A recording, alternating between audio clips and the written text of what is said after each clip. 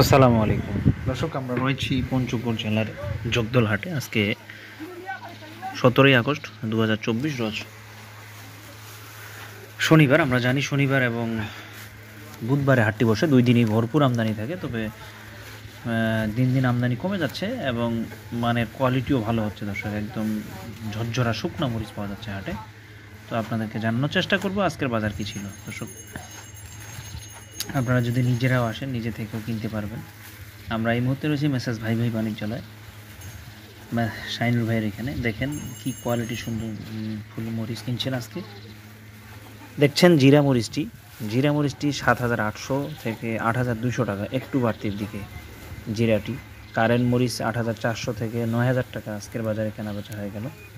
আপনারা যদি দেখেন যে হাত দিয়ে ভেঙে গেলে ভেঙে যাচ্ছে, কি ঝরঝরা শুকনো মরিচ। কিন্তু দীর্ঘদিন যদি আপনারা এই বস্তার মধ্যে আবদ্ধ করে রাখেন, দীর্ঘদিন রাখতে পারবেন।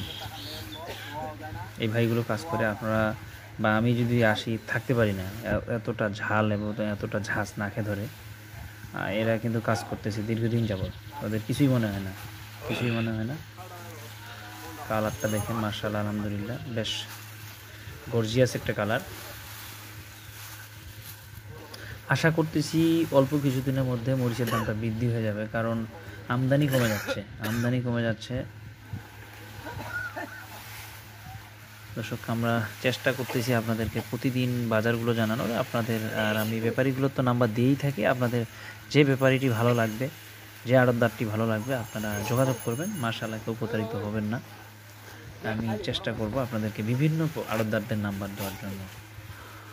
আর ছেঁকা বা চিকন যে মরিচটি বলে এখানে 6,200 টাকা থেকে 6,600, এবং মোটা মরিচটি রয়েছে 6,200, 300, 500 এর মধ্যে, 6,500 ভিতরে কেনা বেচা হচ্ছে। সব থেকে মোটা মরিচ বা মিষ্টি ঝাল যেটা বলে সে মরিচটি।